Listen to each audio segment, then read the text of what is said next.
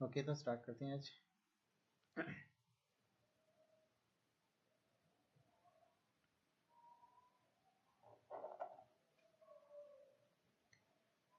Okay तो start करते हैं। नेक्स्ट चैप्टर है आपके पास स्ट्रक्चर ऑफ एटम। तो ध्यान से देखिएगा सभी लोग, इसको कंप्लीट भी करना है कॉपी में आपके। तो स्ट्रक्चर ऑफ एटम के बारे में देखते हैं। तो स्ट्रक्चर ऑफ एटम किस तरीके से क्या होता है, इसके इंपॉर्टेंट पॉइंट्स कौन कौन से हैं और कितने मार्क्स का वेटेज आ सकता है।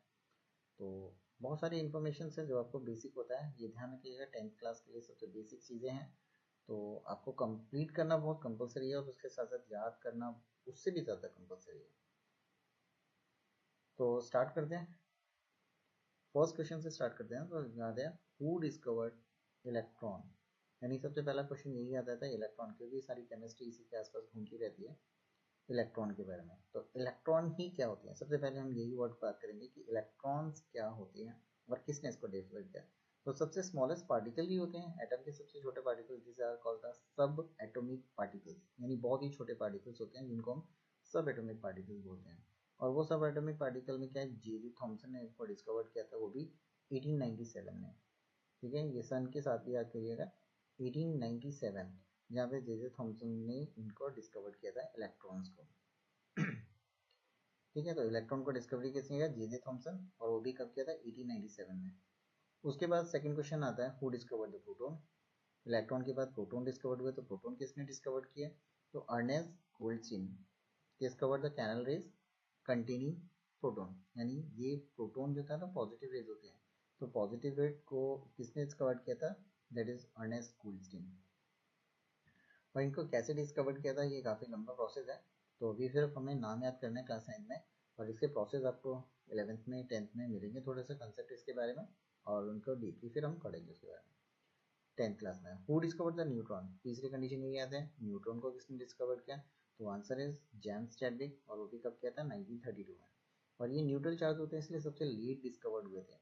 यानी इनके पर ना तो कोई पॉजिटिव चार्ज होता है ना। अब जैसे इलेक्ट्रॉन है, इलेक्ट्रॉन क्या होता है, नेगेटिवली चार्ज पार्टिकल होते हैं, माइनस का जो होते हैं, यानी इसको क्या बोलते हैं, नेगेटिव चार्ज पार्टिकल।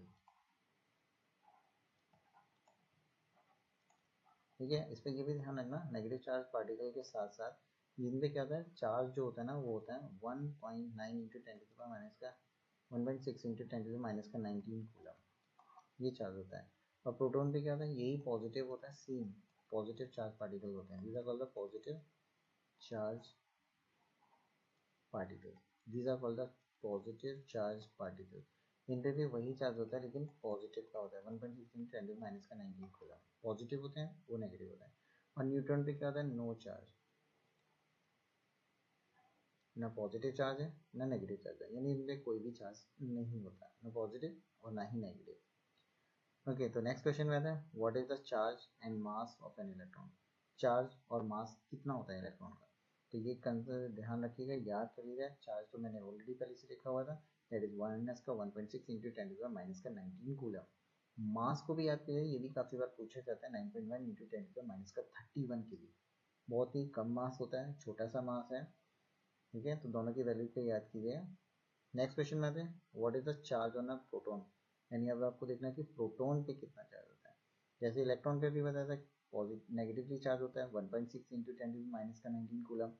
सेम उतना ही चार्ज प्रोटॉन पे भी होता है, पॉजिटिव चार्ज पार्टिकल होता है, लेकिन वो पॉजिटिव होता है और इलेक्ट्रॉन पे नेगेटिव होता है। बस यही एक मेजर डिफरेंस है दोनों के बीच में चार्ज के रिस्पेक्ट में। फिर नेक्स्ट क्वेश्चन आता है आपका, डिफाइन एटॉमिक नंबर। तो आपको ये देखना है कि एटॉमिक नंबर क्या होता है, डिफाइन डेफिनेशन में देखना है एटॉमिक नंबर के बारे में। तो सिंपल सा लैंग्वेज में लिखा है, the number of proton in an atom. Number of proton जितने भी होते हैं एटम के अंदर, वही उनके एटॉमिक नंबर होता है। और इससे भी ज़्यादा जरूरी है कि जेड जो लिखा है ना, इसको इंडिकेशन है, यानी हम किससे इंडिकेट करते हैं, जेड से, यानी उसको हम किससे दिखाते हैं, जेड से, ये जरूर ध्यान रखना। ऐसे ही नेक्स्ट क्वेश्चन आता है, मास नंबर क्या होता है, मास नंबर। तो मास नंबर क्या होता है, total number of proton and neutron, तो प्रोटॉन और न्यूट्रॉन को ऐड कर दें तो वो उसका मास नंबर बन जाता है, और मास नंबर को हम किससे इंडिकेट करते हैं, ए से। ठीक है, तो एटॉमिक नंबर जेड और मास नंबर ए। फिर नेक्स्ट क्वेश्चन आता है, व्हाट आर द आइसोटोप्स। अब नेक्स्ट क्वेश्चन में आता है, आइसोटोप्स क्या होते हैं।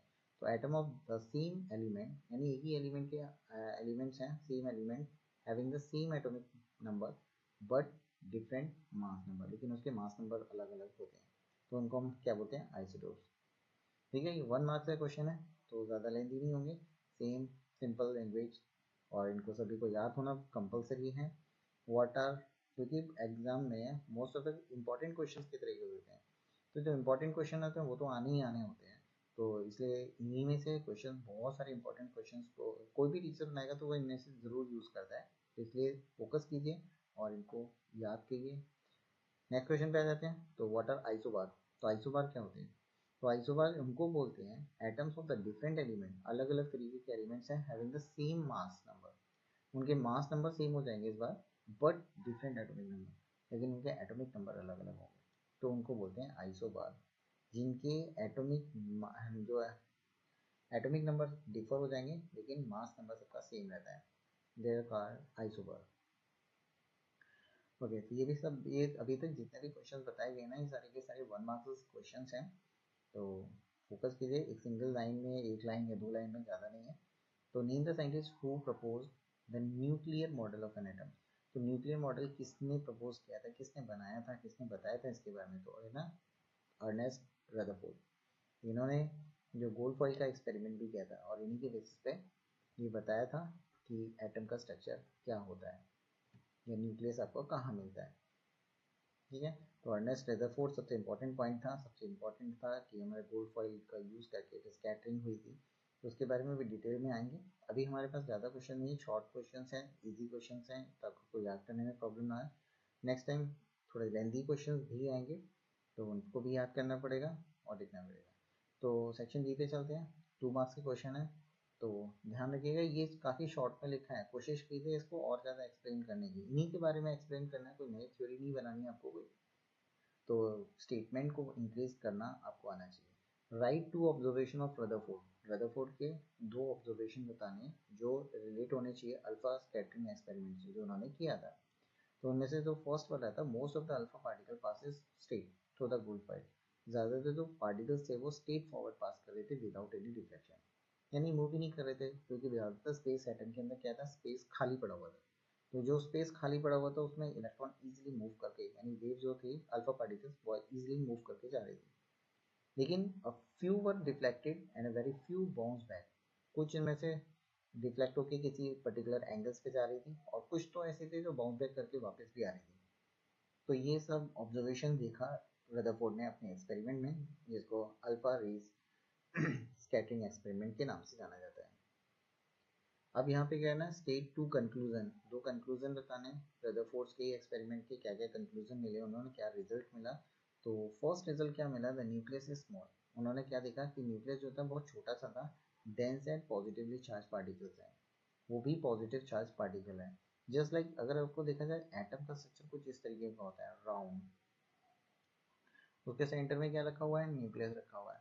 अगर कोई अल्फा पार्टिकल ऐसे करके यहाँ से मूव करके ऐसे जाएंगे, स्ट्रेट फॉरवर्ड चले जाएंगे सीधे, दूसरी रेज आई वो भी ऐसे चलेगी स्ट्रेट, थोड़ा सा बैंड हो जाए, यानी अब जो रेज इसके जितना क्लोज आती रहेंगी, जैसे ये क्लोज आ गई तो ये यहाँ से बाउंड बैक करके ये क्लोज आ गई, यहाँ से एक और रेज लेके आते हैं ऐसे करके, और ये ऐसे करके चले गए। ठीक है, जितनी ज़्यादा क्लोज आ जाएंगे वो उतनी ज़्यादा बाउंस बैक करना शुरू कर देगा, और कोई एक ऐसी भी रेज होगी जैसे जाएगी, टकराएगी और वापस चली जाएगी। तो ये सारी कंडीशन थी जिसकी वजह से उन्होंने बताया कोई हैवी पार्टिकल्स ही होगा, सेंटर के अंदर क्या होगा, या कोई हैवी पार्टिकल होगा, यानी जिसके पास मास है, और वही जिसका मास ज़्यादा होता है, वही अल्फा पार्टिकल का भी मास ज़्यादा होता है, तो वही बाउंस बैक कर सकती है, उसको वापस भेज सकती है। और पॉजिटिव अल्फा रेज जो है ना, ये जो अल्फा रेज होती हैं, अल्फा रेज ये खुद पॉजिटिव चार्ज पार्टिकल है, पॉजिटिव चार्ज रेज होती हैं। ठीक है, तो ये भी पॉजिटिव और न्यूक्लियस भी पॉजिटिव, तो दोनों आपस में क्या करते हैं, रिपल्शन करते हैं, और जिसकी वजह से ये स्कैटरिंग आती है। और most of the atoms is empty space, ज़्यादातर स्पेस आपका क्या है, खाली पड़ा हुआ है। तो ये रदरफोर्ड ने अपने एक्सपेरिमेंट में देखा और उन्होंने इन सब चीज़ों के बारे में बताया।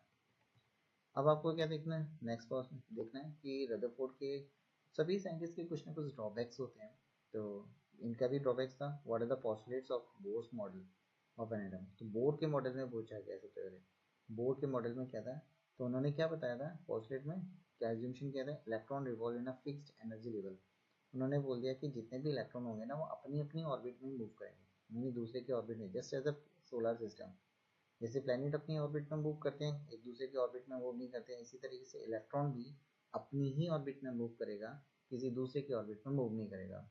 और जितनी भी एनर्जी होगी एब्जॉर्ब करे या इमिट करे when an electron moves between the orbit, यानी एक ऑर्बिट को छोड़ के जब वो दूसरी ऑर्बिट में मूव करता है या वहाँ से वापस अपनी ऑर्बिट में आता है, तो वो क्या करेगा, एनर्जी को या फिर तो एब्जॉर्ब करेगा या फिर इमिट करेगा, दोनों में से कुछ ना कुछ तो करेगा ही। ठीक है, तो फिर आती है नेक्स्ट टॉपिक, वैलेंसी क्या होती है, व्हाट इज द वैलेंसी। तो combining capacity of an atom, combining capacity किस तरीके से कंबाइन करता है, और the number of electron gain और लॉस्ट और the sharing due to chemical reaction, यानी केमिकल रिएक्शन में जितने भी इलेक्ट्रॉन उसने लूज किए हैं या फिर उसने गेन किए हैं, तो वही उसकी वैलेंसी कहलाती है। जैसे एग्जाम्पल में देखो, सोडियम एटॉमिक नंबर होता है 11, इलेक्ट्रॉनिक कॉन्फ़िगरेशन निकालोगे तो फर्स्ट में आ जाएगा के शेल में 2 इलेक्ट्रॉन, एल में 8 इलेक्ट्रॉन, एम में 2, एक ही रह जाएगा। तो इसके आउटर मोस्ट में कितना रह गया, 1 इलेक्ट्रॉन। तो ये क्या करेगा, एक इलेक्ट्रॉन को लूज कर देगा और ये बना देगा Na पॉजिटिव। तो इसकी वैलेंसी ये ऊपर जो पॉजिटिव लगा ना, यही इसकी वैलेंसी कहलाती है। ऐसी एक और एलिमेंट को देखो, क्लोरीन, जिसका एटॉमिक नंबर होता है 17, अगर इसका इलेक्ट्रॉनिक कॉन्फ़िगरेशन निकाला जाए तो 287 आता है। इसके आउटर मोस्ट में 7, इसको एक इलेक्ट्रॉन की रिक्वायरमेंट होती है, तो क्लोरीन क्या करेगा, एक इलेक्ट्रॉन को ऐड करेगा और बना लेगा Cl नेगेटिव।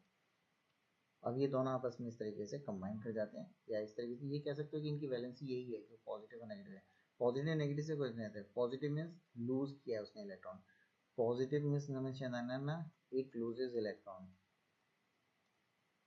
ठीक है, इट लूजेज इलेक्ट्रॉन। और नेगेटिव का मतलब होता है इट गेन इलेक्ट्रॉन, ये इलेक्ट्रॉन को गेन कर रहा है, ये इनकी वैलेंसी कहलाती है। ठीक है, तो इन्हीं को लिखना भी है, सभी को ध्यान रखना, फोकस करना है। अब आ जाओ नेक्स्ट क्वेश्चन पे। तो नेक्स्ट क्वेश्चन क्या बोलते हैं, इलेक्ट्रॉनिक कॉन्फ़िगरेशन लिखना है, वो भी किसका, ऑक्सीजन का, जिसका एटॉमिक नंबर आपको ऑलरेडी दिया है, सोडियम का भी दिया हुआ है। तो ऑक्सीजन का इलेक्ट्रॉनिक कॉन्फ़िगरेशन निकाला, देखो क्या आ गया 2,6, सोडियम का आ गया 281। तो ये भी निकाला है, ये फर्स्ट में आता है के शेल फिर एल शेल, तो यहाँ पे भी के एल एम। तो जब ऑर्बिट कंप्लीट हो जाती है, शेल कंप्लीट हो जाते हैं, तो इलेक्ट्रॉन मूव करके नेक्स्ट हाई लेवल में चले जाते हैं। तो ये इनका इलेक्ट्रॉनिक कॉन्फ़िगरेशन था ऑक्सीजन का और सोडियम का। नेक्स्ट में आता है how are electron distributed in a different shell according to Bohr Bury scheme, यानी इलेक्ट्रॉन कैसे डिस्ट्रीब्यूट किए जाते हैं। तो maximum number of electron in the shell, एक शेल के अंदर कितने इलेक्ट्रॉन रख सकते हैं, वो इस फॉर्मूले के अकॉर्डिंग 2n²।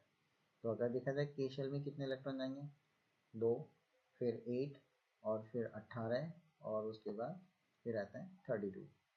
अगर इस फॉर्मूले का देखा जाए, अगर आप n की जगह 1 पुट करोगे इन द फॉर्मूला 2n², तो के शेल में कितने इलेक्ट्रॉन्स आ जाएंगे, तो यानी 2 1 का स्क्वायर, तो 2 into 1 that is equals to 2 electron.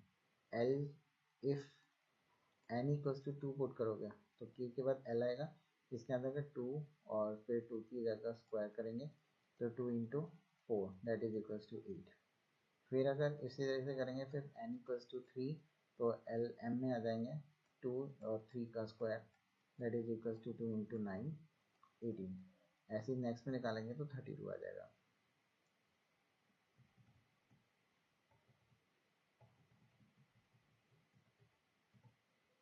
Okay, तो नेक्स्ट क्वेश्चन है what is the relationship between the atomic number, mass number and neutron, इसके बीच में क्या रिलेशनशिप है।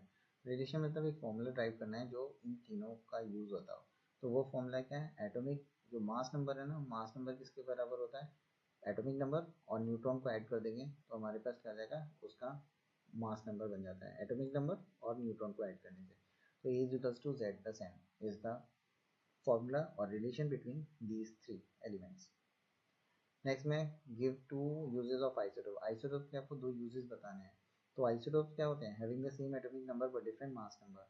तो आयोडीन जिसका 131 आइसोटोप, आयोडीन 131 होता है जो थायराइड के लिए काम आता है, थायराइड की ट्रीटमेंट के लिए। और कोबाल्ट 60 होता है, वो यूज आता है कैंसर के ट्रीटमेंट के लिए। तो ये दो वो आइसोटोप्स हैं जिनका हम यूज़ करते हैं फॉर ट्रीटमेंट, यानी उसको डिसीज़ के ट्रीट करने के लिए यूज़ किया जाता है। ओके, द नेक्स्ट क्वेश्चन है व्हाट इज एन ऑर्बिट। अब देखना है कि ऑर्बिट क्या चीज़ होती है। ऑर्बिट क्या होती है? Orbit just like a circular path होती है, रास्ता होता है around the nucleus in which electron revolve in an orbit. तो इलेक्ट्रॉन जिस ऑर्बिट में मूव कर रहे हैं, जिस शेल में मूव कर रहे हैं, के में, एल में, एम में, तो वही उनकी ऑर्बिट कहलाती है। तो उस ऑर्बिट में जो मूवमेंट होता है उसी को हम उस शेल का उसी में हम ऑर्बिट के नाम से जानते हैं। Why is an atom electrically neutral. Atom electrically neutral क्यों होता है? उसका रीज़न यही है because the number of proton, यानी प्रोटॉन जितनी क्वांटिटी में होते हैं उतनी ही क्वांटिटी में क्या होते हैं, इलेक्ट्रॉन्स भी होते हैं। अगर जितने में पॉजिटिव चार्ज पार्टिकल हैं उतने नेगेटिव हैं, तो एक दूसरे को न्यूट्रलाइज कर देते हैं और उनका इफेक्ट खत्म हो जाता है, यानी ओवरऑल ये न्यूट्रल हो जाते हैं, इसलिए उनका इफेक्ट नहीं पता चलता है, यानी चार्ज उन पर नेट होता ही नहीं है। अब थोड़े से 3 मार्क्स के क्वेश्चन आएंगे, थोड़े से लेंथी होने लगेंगे। ज़्यादा लेंथी नहीं, अभी मैंने ज़्यादा लेंथी नहीं लिखवा रहा, छोटे छोटे क्वेश्चन ही लिखवा रहा हूँ, बस स्टेटमेंट थोड़ा सा लंबा हो जाता है, एक एक दो लाइन की भी है। Explain the Thompson model of an atom. Thompson model का बताना है और उनके लिमिटेशंस भी बताने हैं।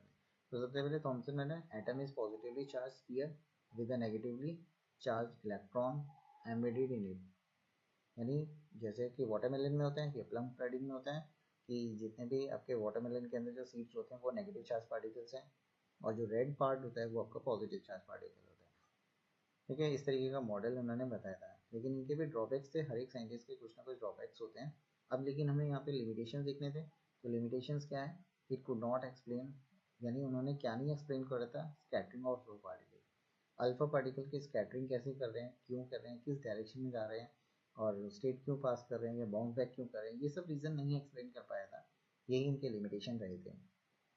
Could not explain the stability of an atom. Atom कैसे स्टेबल होता है, क्योंकि ओवरऑल उस पर कोई चार्ज तो होता नहीं है, लेकिन ये भी वो एक्सप्लेनेशन नहीं दे पाए थे, जिसकी वजह से उनका मॉडल फेल हुआ था। ओके, फिर आए थे रदरफोर्ड, तो उन्हीं के बारे में बताना है, रदरफोर्ड की भी मॉडल्स के बारे में बताना है और इसके लिमिटेशन भी बताना है। तो अब देखो मॉडल में क्या बताया था उन्होंने, रदरफोर्ड ने, atom has a dense positively charge nucleus, यानी एक न्यूक्लियस है छोटा सा जो कि पॉजिटिव चार्ज पार्टिकल्स हैं और उसके आसपास इलेक्ट्रॉन रिवॉल्व करते हैं, ऐसा उन्होंने रदरफोर्ड ने बताया था।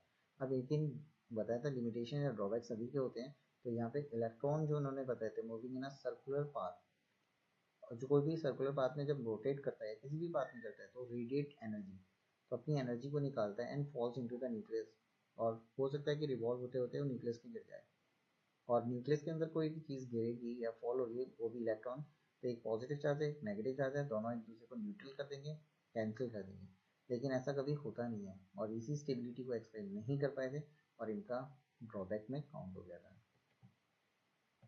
ऐसे ही पोस्टुलेट्स देखने हैं बोर के बारे में, तो बोर ने क्या बताया था, मेन पोस्टुलेट एटॉमिक मॉडल के बारे में, तो उन्होंने क्या बताया, electron revolve in a fixed energy level, वो अपनी अपनी शेल में ही मूव करते हैं विदाउट रेडिएटिंग एनर्जी, बिना एनर्जी को रेडिएट किए हुए अपनी ही ऑर्बिट में रिवॉल्व करते रहेंगे, घूमते रहेंगे, और each orbit has a fixed energy, और हर एक ऑर्बिट का अपना खुद की एनर्जी है, अपनी खुद की एनर्जी है, तो इसलिए उनको ज़रूरत ही नहीं पड़ती किसी दूसरे शेल में जाने की। एनर्जी इज एब्जॉर्ब और emitted when electron jump between the orbit, electron को एनर्जी मिलेगी तो वो इलेक्ट्रॉन अब एक ऑर्बिट से छोड़ के दूसरी ऑर्बिट में मूव कर सकता है, लेकिन तभी करेगा जब उसके पास एनर्जी दी जाएगी, और हम जब एनर्जी देंगे तो ये ऐसा करेंगे।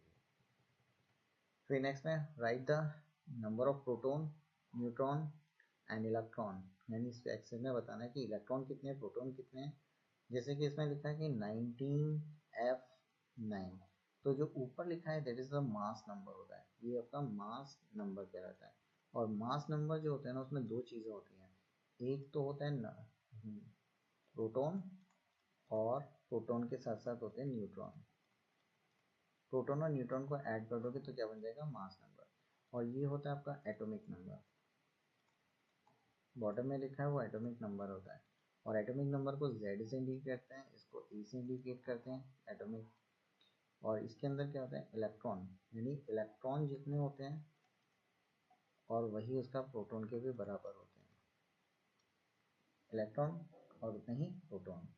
तो अगर देखा जाए तो 19F है, यानी इसके पास क्या 19 एटॉमिक नंबर है, इट मीन्स उसके पास जो प्रोटॉन होंगे ना वो कितने होंगे आपके पास 9।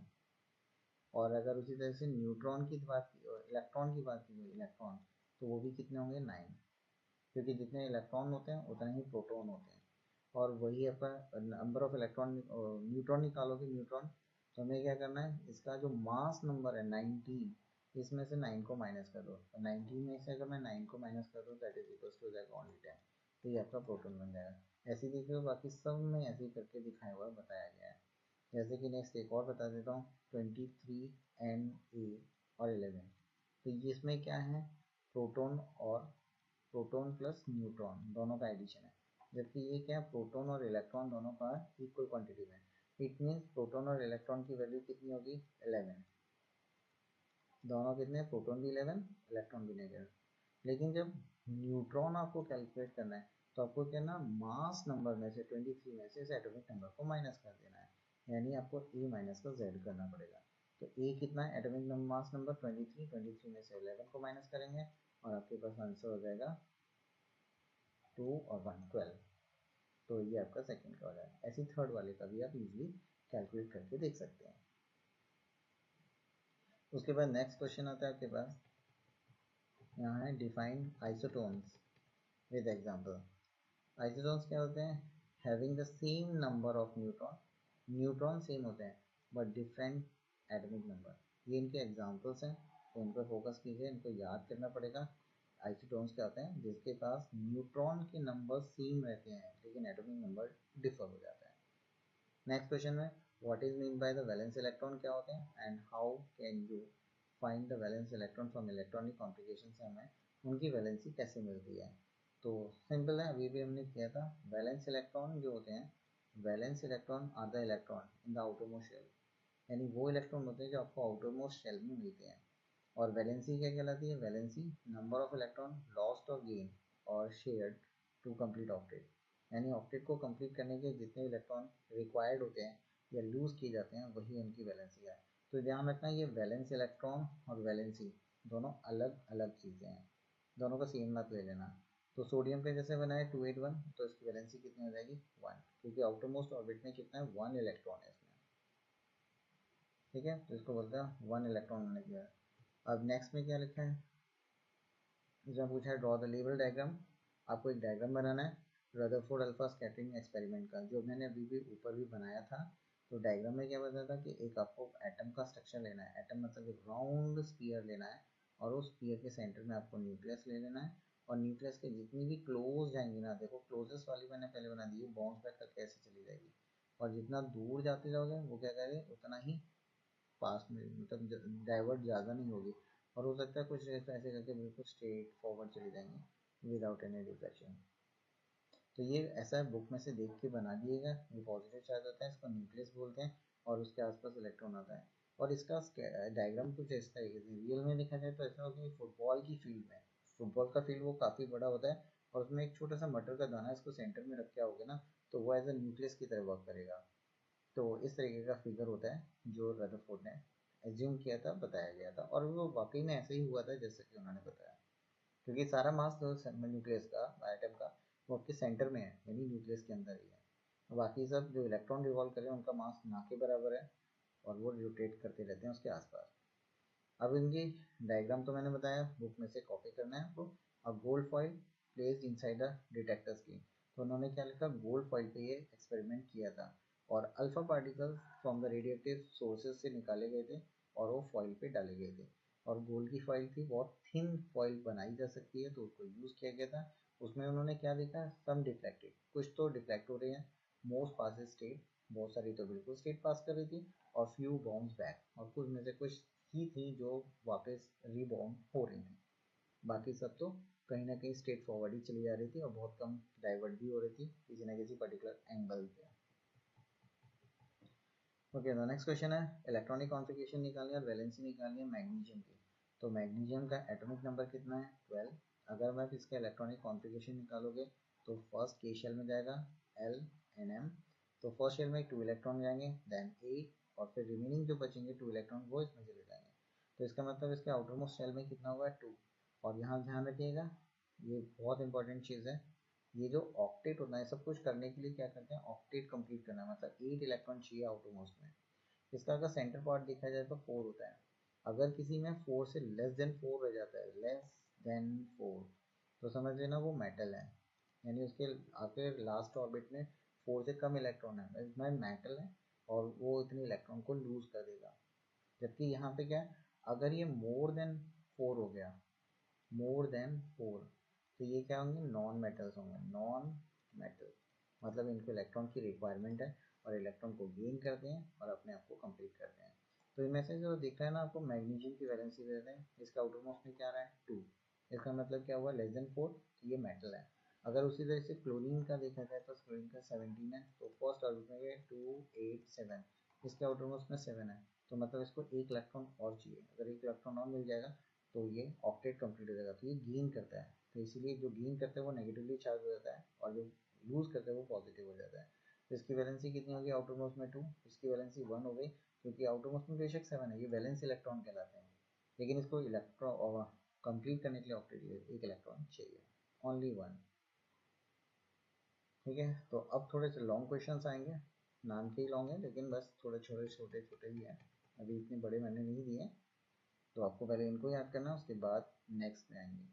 तो हमेशा ध्यान रखिए आपको करना है, सभी को कंप्लीट करना है, रिटन में करना है, वर्बली कोई नहीं करेगा, कॉपी कंप्लीट करनी है और याद भी करना है। सबसे इंपॉर्टेंट प्रोसेस है कि ये सारे टॉपिक्स आपको पता होने चाहिए, माइंड में होने चाहिए, कॉपी के अंदर नहीं, आपके दिमाग के अंदर होने चाहिए। Explain the Rutherford alpha scattering, Rutherford scattering वाला एक्सपेरिमेंट बताना है और डिटेल एंड स्टेटेड कंक्लूजन, उसके क्या क्या कंक्लूजन आए। सबसे पहले Rutherford bombard thin gold file alpha particles, इन्होंने अल्फा पार्टिकल्स का बॉम्बार्ड किया और डाला, वो भी किस पे, गोल्ड फॉइल पे। ऑब्जर्वेशन देखो क्या क्या मिला उन्हें, मोस्ट फास्टेस्ट स्टेट, ज़्यादातर रेस क्या कर रही थी, स्ट्रेट फॉरवर्ड जा रही थी, इनमें से कुछ डिफ्लेक्टेड भी हो रही थी किसी न किसी एंगल पे, and very few bounce back, और उनमें से बहुत ही कम ऐसी थी जो बाउंस बैक करके वापस 180 डिग्री पे जा रही थी। कंक्लूजन में कहते हैं atom mostly empty space, atom के अंदर ज़्यादातर स्पेस कैसा है, खाली पड़ा हुआ है, and nucleus is small, nucleus बहुत छोटा सा है, डेंस है, पॉजिटिवली चार्ज पार्टिकल्स हैं ये, और उसके आसपास इलेक्ट्रॉन रिवॉल्व करते हैं न्यूक्लियस के आसपास। और limitation is did not explain the stability of atom, यानी एटम की स्टेबिलिटी के बारे में उन्होंने कोई भी नहीं बता पाया था, तो ये इनका ड्रॉबैक भी रहा था। तो ध्यान रखिएगा, इसमें कमेंट में बताते रहिएगा, अगर कोई चीज़ ना समझ आती है तो उसको दोबारा एक्सप्लेन करेंगे, लेकिन ट्राई करना है, लिखना है, याद करना है। नाइल्स बोर बरी, बोर बरी जो रूल्स था electronic configuration with an example, उसको डिफाइन करना है। तो maximum electron in the shell कितने होते हैं, according to the formula 2n², अभी भी बताया था।